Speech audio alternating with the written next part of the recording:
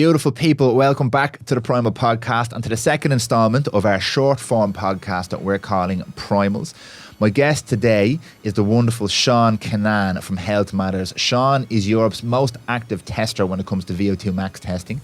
He's been on the podcast twice before. We have 2 amazing episodes in the bank already, and if you haven't heard them, definitely take the time out and go back and listen to these 2 episodes with Seán. They were absolutely fantastic. Seán is an expert in nutritional therapy, metabolic testing, VO2 max testing, and many, many aspects of upgrading your life, your health, your wellness, and your performance.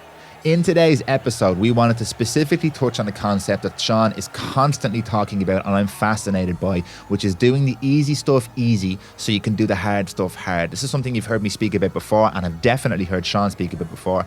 But in this 30-minute episode, we want to really dig deep into the principles behind this concept. This applies to absolutely everything in your life. Obviously, Seán is an expert in high level and elite performance, and also in a health and fitness perspective, this really plays a part in how Seán works with his clients. However, you can apply this concept to everything that you do, from fitness, performance, weight loss, health and wellness, to your job, your relationships, and your daily life. If you don't have space in your routine, whatever that routine is, for recovery and adaptation, you are never going to improve and you're never going to hit the goals that you want to hit. This is a principle we also touched on in our recent episode with Brian O'Loughlin when it comes to calendar training, to have an intent behind specific rest and recovery and slow, easy days to give you the energy, the drive, the tools, the foundations that you need to do the hard stuff hard, to go at it and to be on when you're on. Myself and Seán discuss these principles in this episode of Primals. Make sure you get your notepad out. This is stuff that you can apply to your own training, to your own life, to your own routine straight away. Enjoy the episode, guys. Welcome to our shared journey to find the answers to questions about health, wellness, nutrition, performance, life and success, and to craft the most resilient, hardy and happy humans you've ever seen. Welcome to the Prymal podcast.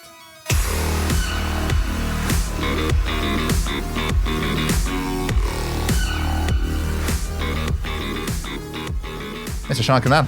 How are you? I'm very good, thank you. How are you? Great. Welcome back to the second of these short form Primals episodes, we're calling them. And again, just to remind people, the whole idea here is to give people some real actionable, impactful information they can act on straight away within 20 to 30 minutes. And I'm laughing because keeping Seán Kinane to 20 to 30 minutes is going to be my job for the day. But you've been on twice. You're very kind to come back a third time to come on the podcast.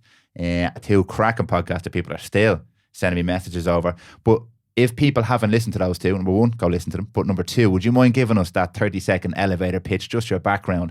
Because the one phrase I remember you always telling me is are you the top tester? Is it in Europe? One of the most active VO2 and max experienced and metabolic testers. Yeah, so I'm Seán Kinane. I'm the owner and chief tester of Health Matters. I've been in operation since 2011 and I'm approaching my 11,000 test. So I recently spoke to the owners of the equipment that supply us from America, and they were like, I can't remember the expression she used, but big expression of American. Yeah. And they were like, they can't believe the quantity of testing that I do. So yeah, one of the most active, or the most active and experienced testers in Europe at the moment. So that's amazing. Congratulations on your nearly 11,000 tests. Yeah, no, I'll break 11,000 I think next week. Wow. Yeah, so have a little party. It's 15,000 is the next goal mark for me now. 15,000. And just a quick question on that, and already I'm bringing us off track here. Why do you think in Ireland it's so popular?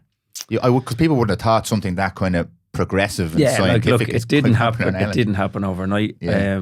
Recently, this year we celebrated our 10th birthday, so we were doing kind of factual stages throughout the career, so to speak. And in 2011, I did 237 tests. In 2019, I did 1,987 tests. So it is getting more popular. Why is it getting more popular? I don't know. Like this time around now is I've never been busier, ever. I'm completely booked up as it stands right now. Before this podcast goes out, you won't get me before December.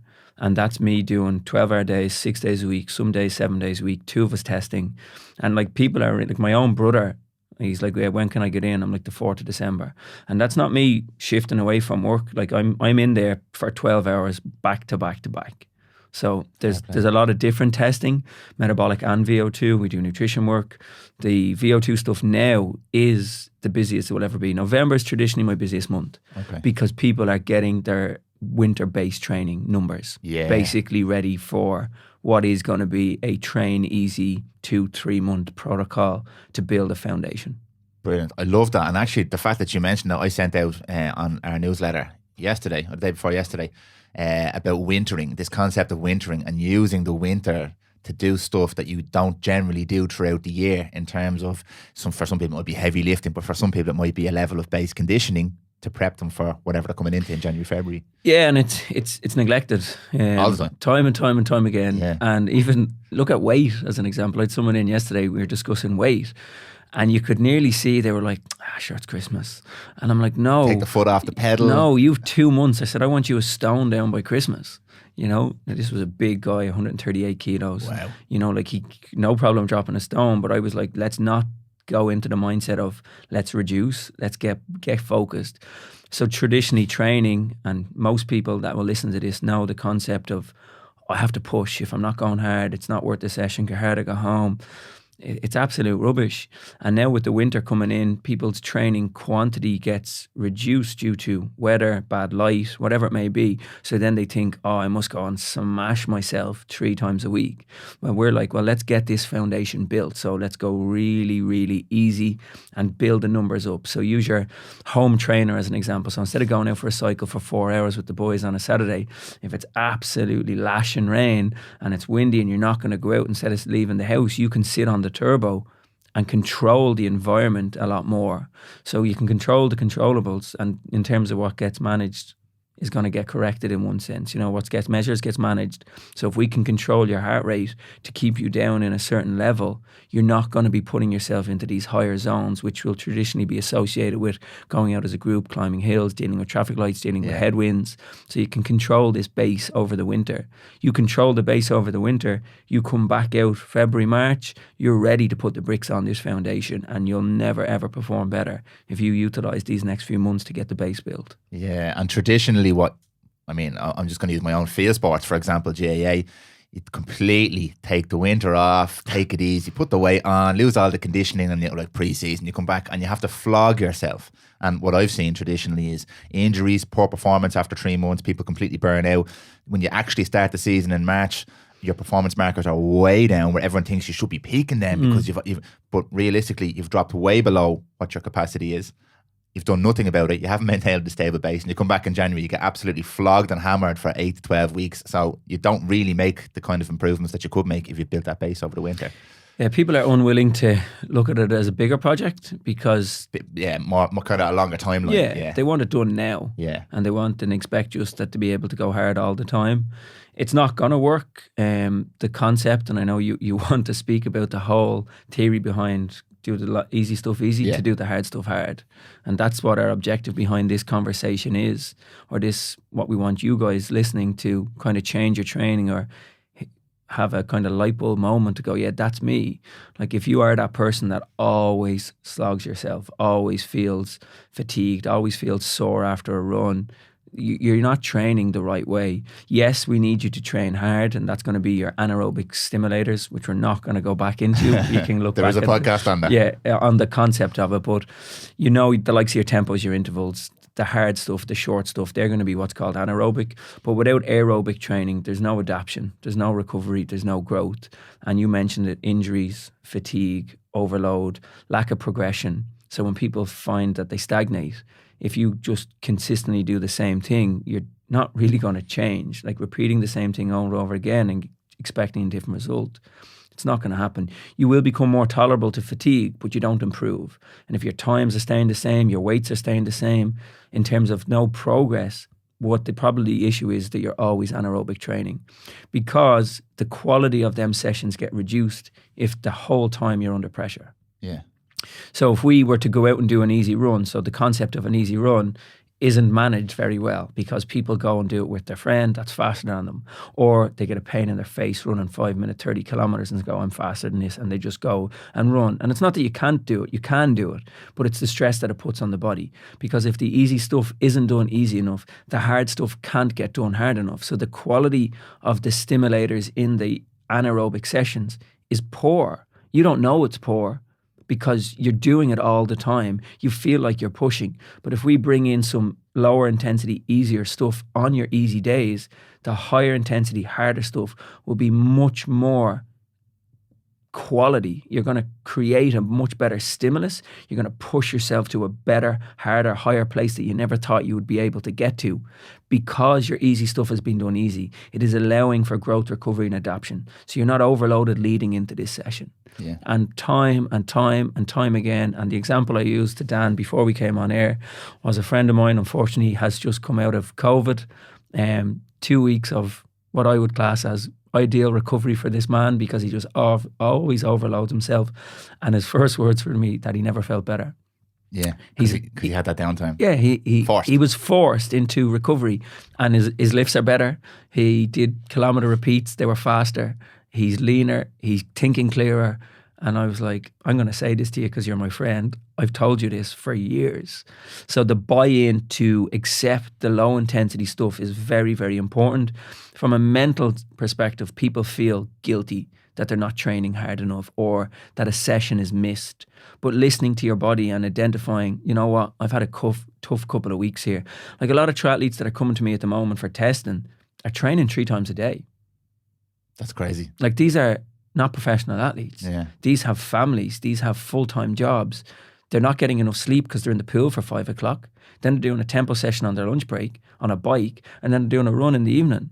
So if you look at the load, there's a lot of anaerobic training conditioned with poor sleep and combined with family life, stress, whatever it may be.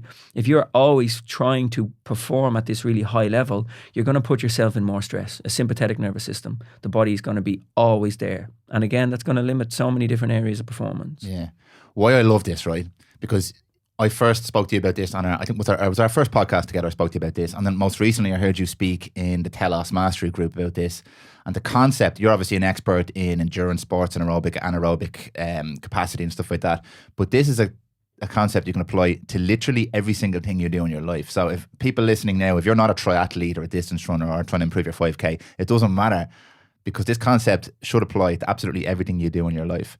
From, I mean, let's stick in the fitness realm for the moment. Even if you're just trying to drop some body weight, or you're trying to hit a specific marker for you in the gym as a normal average person, you're not trying to hit any performance metrics, you need to have recovery. It's a massive part. You need to have easier sessions. Take them 2 points alone. So we all know the person in the gym that goes in and does 15 classes a week, does interval sprints on a treadmill, breaks their back on a cross trainer, and looks the exact same. For years. Yeah. So anyone listening to this in the gym, look around you. You're looking at people that you've looked at for years that are the same. Recently enough, there's a client from West Park that's been working with me, and within 4 weeks, she was down, I think, 4.5 or 5 kilos. Bit too fast for what I wanted, but managed now. We reduced her training load, and for the first few days, and I hope she listens to this, like, I'd come in, I'm in the West Park every day, and I'd see her doing interval sprints. I'd be like, oi, off that treadmill, get under that squat rack, or get into that squat rack. And then I'd see her day after day after day going from a class to a treadmill to a cross trainer. I'm like, no, this isn't going to work for you. You need to stop. And now, like, she's a different person. You want to see her energy. You want to see her mood. You want to see her how much she glows. You know, now I'm working a lot of work with her from a digestive health perspective as well.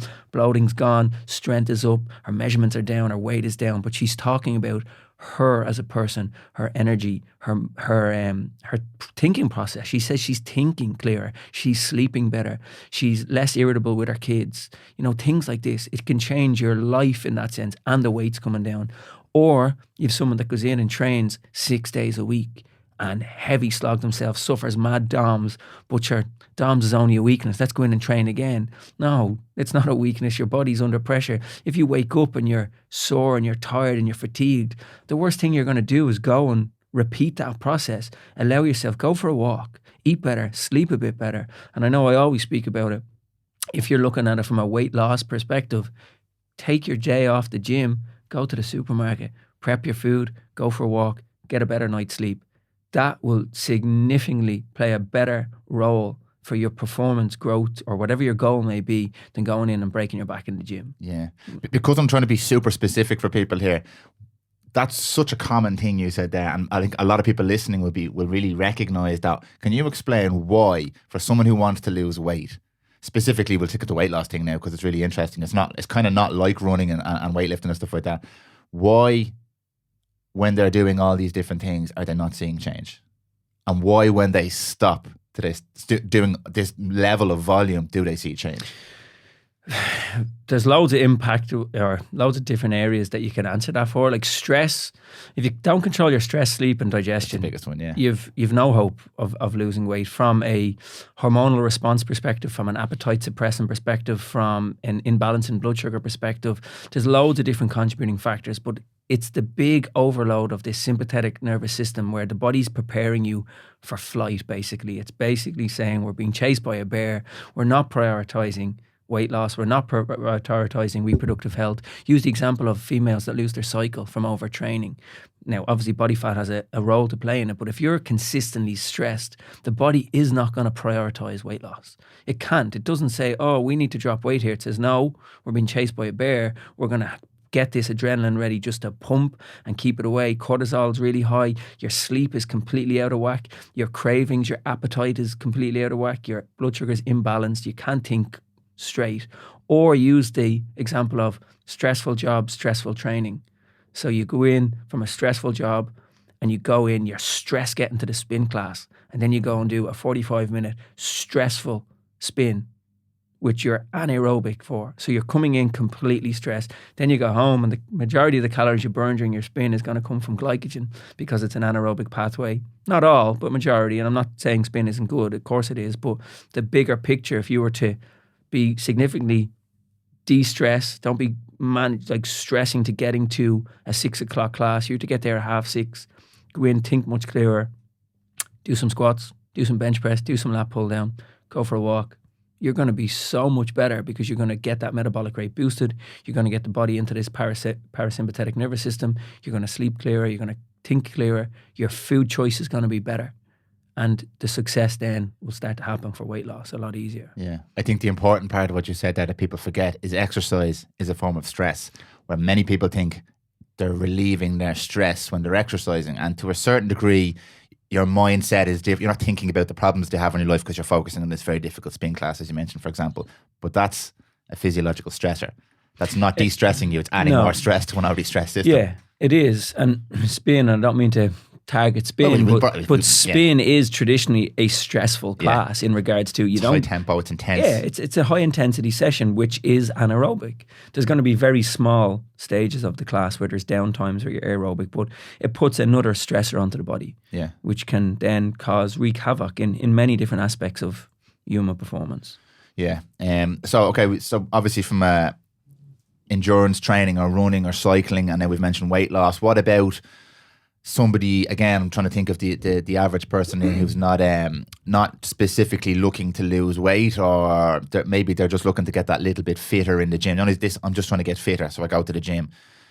How does this apply to that average person when they don't have a specific metric? It's the same principles. Well, we can use an example of adaptation. So anyone that follows me on Instagram, I shared a story yesterday at Health Matters IRE. Yeah, it's class actually. It definitely is not a plug. Go and check out Seán's page if you're interested in this kind of the information and wisdom you're giving across is incredible. That's a nice word. I like it. Like wisdom. Yeah, wisdom. Yeah. Right. So yesterday I shared a story of a girl who'd come to work with me a year ago as part of KyoFit. So Mick runs a company called KyoFit. They're triathletes, and last year he bought into the concept of Zone 2 base building or aerobic training. The slow stuff slow, the hard stuff hard. Yes. This girl posted the difference in a year. So in a year she's running 2 minutes per kilometer faster for the same heart rate. Let's just let that sink in for a second, because when I heard it first, I was like 2 minutes, and I was like, over her 5K, that's pretty good. No, per kilometre. Per kilometre. 2 minutes faster. So she was running a 7:58 last year at heart rate 155. She's now, I was 2.5. She's now running a 5:38 or 5:28 for the same heart rate. So it's it's mind-blowing what this training will allow you to do. So what happens when we do this low-intensity stuff is that stroke volume increases, which is the content of blood that leaves the heart. More blood, more oxygen. Now, when you buy into this at the start, it can be very frustrating. And why people don't get the success they want to get is because they don't feel like they're working out. They don't feel that they've come home and they've sweating, they're in bits, their legs are sore.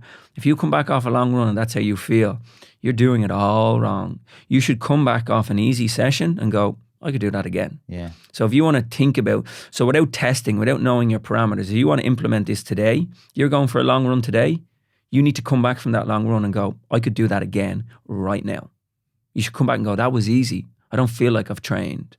Now you'll know, I went out yesterday for a run with a friend of mine, and before we went out, he said, you run too fast. And I said, no, I'll go by your pace. I'll let you dictate the pace. So we went out and we ran conversational. Now, for some people, this would be slow. For some people, it'd be fast.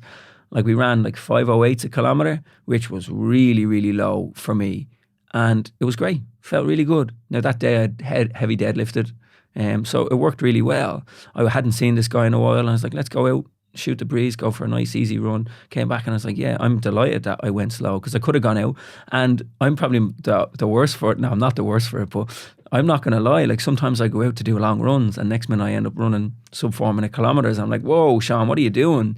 This is a long run. And what's recently brought me back to it, and it's been amazing through a relationship with my son. He's only 5, but he said, Daddy, can I come on a run with you? And I was like, I don't really want you to. Like, you're going to slow me down. You're going to slow me down. Yeah. Saturday morning, I get up early and I do a long run. And I was like, right, come on, we go out. And we did 5K and he paced me on his bike. And I was like, this is brilliant. And then this little boy always wants to progress. Can we do 6K, Daddy? Can we do 7K? Yeah, grand. And when we got to 8K, he was really, oh, Daddy, I'm tired. Can I have a break? And I'm like, no, come on. And then I was like, Seán, what are you doing? So now I'm like, do you want to go out? And he's like, can we do 10K? Can we do 11K? And I'm like, yeah. I'm out running 5:30s, 5:40s. But I'm shooting the breeze with my 5-year-old son and I'm running aerobically. So the growth in my performance is clearly evident because I'm running easier, which will allow me to perform better for the week ahead. Make sure that I take a day off. If I'm training, so Saturday is my long run, Sunday can be Muay Thai for me, or have a day off, but it sets me up for whatever week. It's either the end of my week or at the start of my week because I'll take a day off or 2 days off during the week. So it's been forced upon me, but it's been amazing that I've now adapted going out to run significantly slower with my son, but it's doing the purpose of that run. If I was on my own, and although I know and I speak about this inside out, I would run a bit faster. Yeah. Now, it's managed within my zones, though, and I know what my zones are. But if you think going out and running with somebody that's slower than you is detrimental to your performance, it's not necessarily detrimental. You do your hard stuff hard. If you want to run fast, you need to run fast. Let that settle in. Like, people talk to me about running fast but not doing intervals or tempos. You want to run fast, you need to repeat what you're trying to do. But if you need to grow and adapt as an athlete, there has to be aerobic conditioning, and that's this go easy to go hard concept. Yeah. Don't even know how that question came in, but no, it's great, and it comes. The point behind this for me anyway is to try and get this concept across to people, because you touched on some really nice parts there. A resistance that I have always come up against when it comes to this: do the easy stuff easy, or not even do the easy stuff easy. Let's be very specific about why we're doing what we're doing in any context. But let's take training for an example. You get massive resistance from everybody involved when there's no flogging there, because a person feels like, I've given this hour or this day or whatever it is you're doing to this specific thing, and I haven't flogged myself, so I haven't really gotten all of the benefits out of this session. What that shows me is you don't really understand what the session is for. So if you can step back and say, I'm going to have 2 easy sessions and 3 hard sessions, whatever that looks like, if it's aerobic, anaerobic, if it's weightlifting, if it's weight loss, if it's in your job, I'm going to have 2 days where I take it easy and I rest and I just do the bits I need to do, and then the next 3 days, Thursday, Friday, Saturday, whatever, I'm going to go at this hard.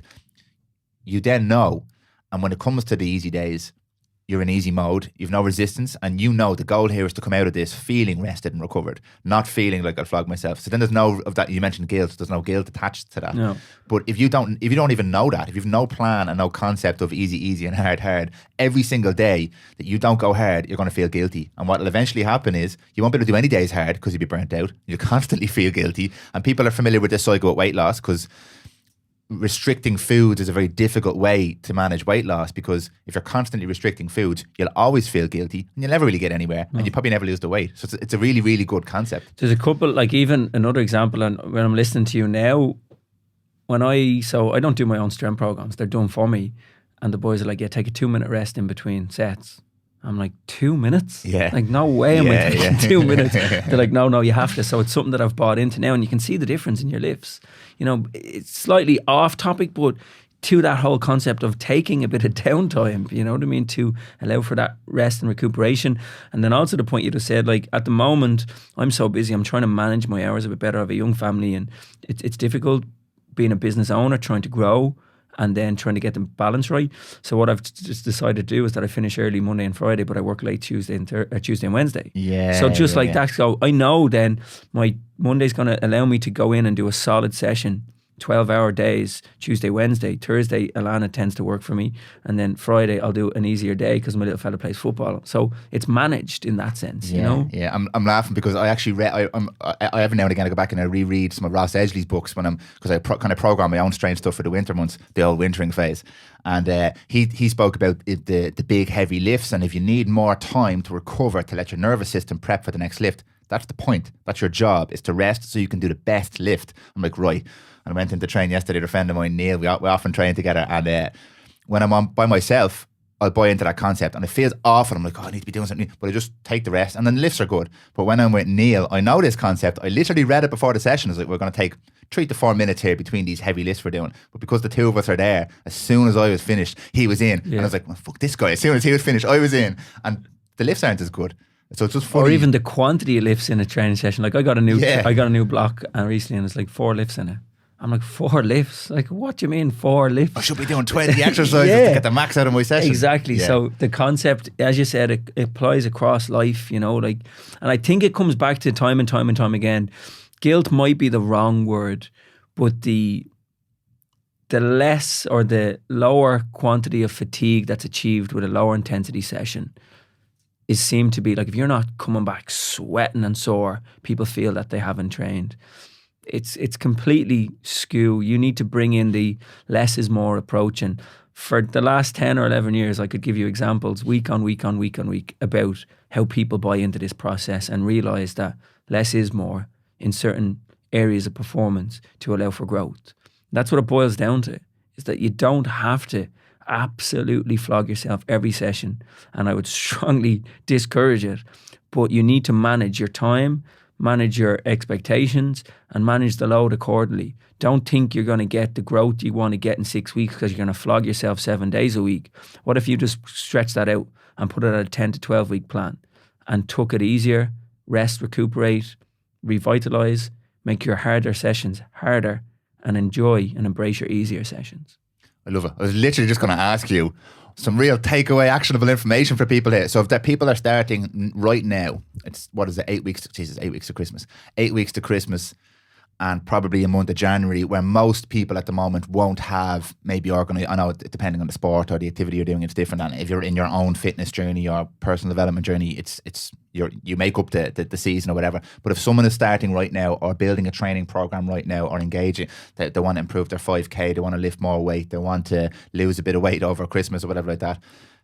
I was going to ask you what the actionable tips are, but you've kind of just explained it there. Really is have a plan, program this rest and recovery in almost because we spoke with Brian on that calendar training about you put the recovery stuff in first, the stuff for you goes in first. You almost want to be planning those sessions first to make sure, right, I know I have recovery sessions in, and then you can build all your mad stuff up after that. Would it be fair enough to say? Yeah, but I think the longer, slower intensity stuff complements every single sport. Every sport. Yeah. Now, people argue that it's not sport-specific conditioning, which I agree with. That's no problem. But it does allow for adaptation, growth, better foundation, better stroke volume, less chance of injury. You can work on form, you can work on breathing, you can work on a million different things realistically when it's happening. I've only recently enough, believe it or not, really got into my running, maybe in the last year since lockdown. I find this very hard to believe when I look at the times you run in and how experienced you are, and it's like, I'm only starting, I'm only a baby. I know, and you know, like I speak to the running coaches that I work over the years and I'm like, yeah, I'm moving. They're like, what are you moving? I'm like, yeah, running 4:15s in my long run, conversational.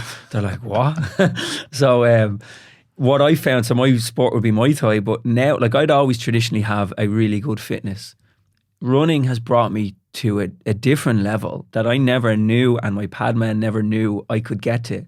Like the padmen are tiring before I'm tiring at the moment when I'm hitting pads in Muay Thai, you know, like I just go all day, and I firmly believe the base that I've now built and the acceptance to go out and run 5:15s, but regular awareness around load, that I'm not consistently pushing. If I'm tired and fatigued, I identify the session has to be lower.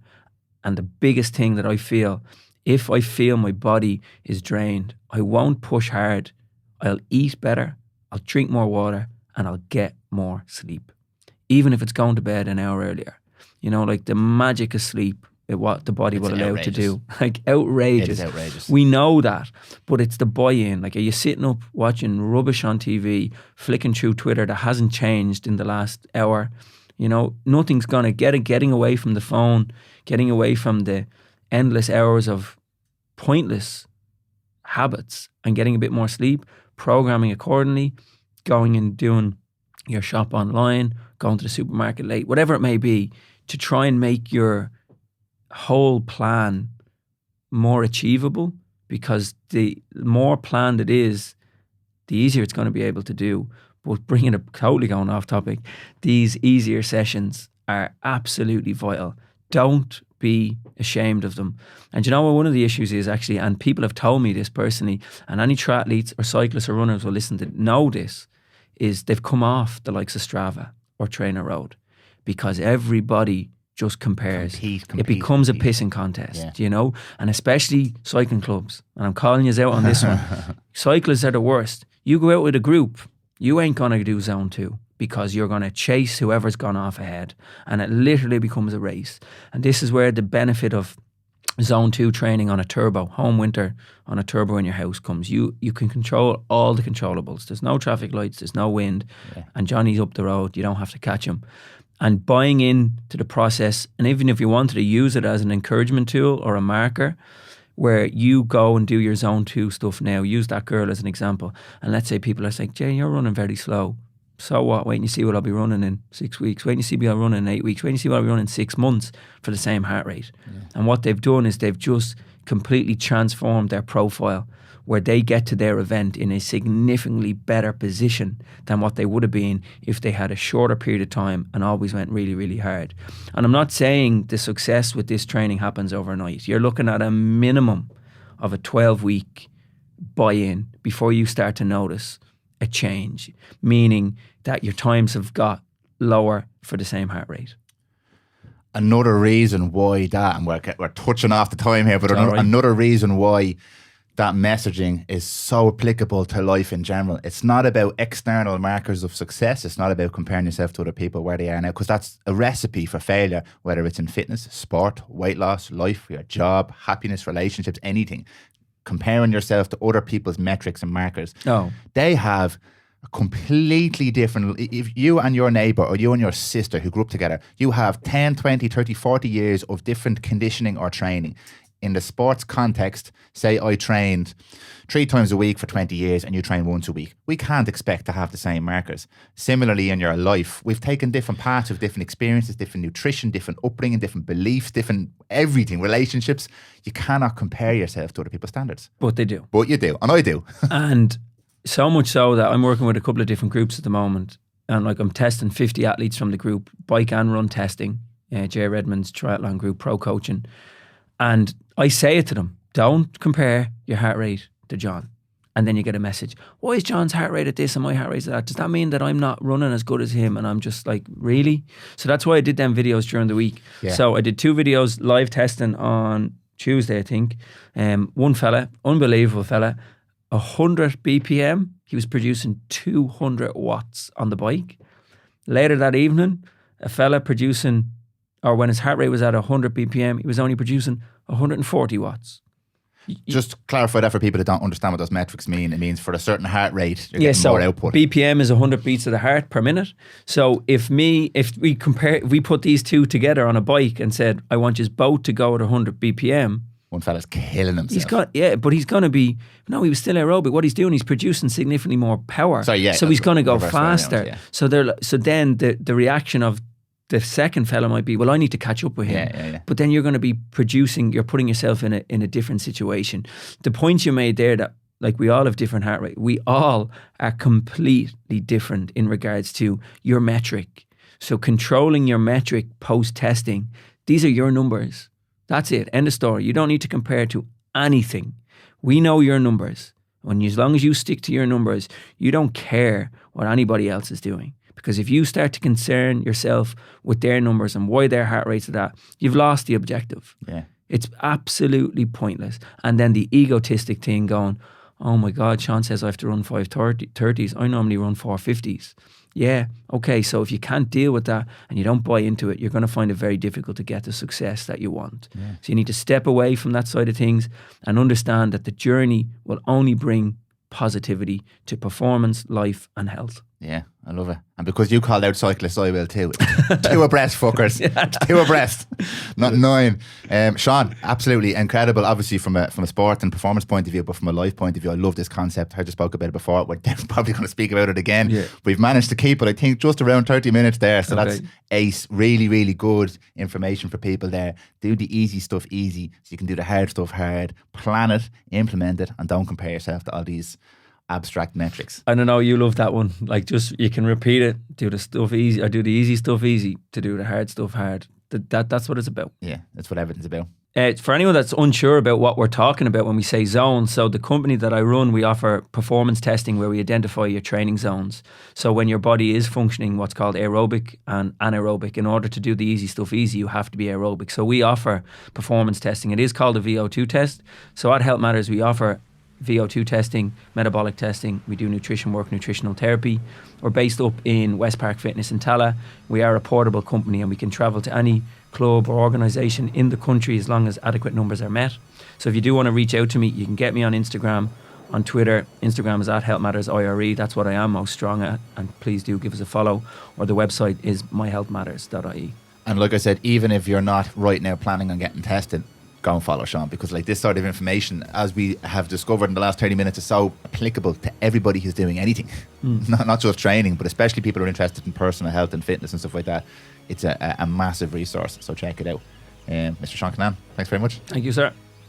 And that's it, folks. Thank you very much for listening to that short episode of Primals with Mr. Seán Kinane. As I said in the episode, if you're not already, definitely follow him at Health Matters IRE on Instagram. There is so much information to take away from this man's account. If you're enjoying these podcasts, guys, make sure you join the community. Get involved, get in touch, reach out to us, let us know what you thought. We love getting messages on Instagram, Facebook, YouTube, all the different platforms from people who are listening and implementing the information that they get from these podcasts.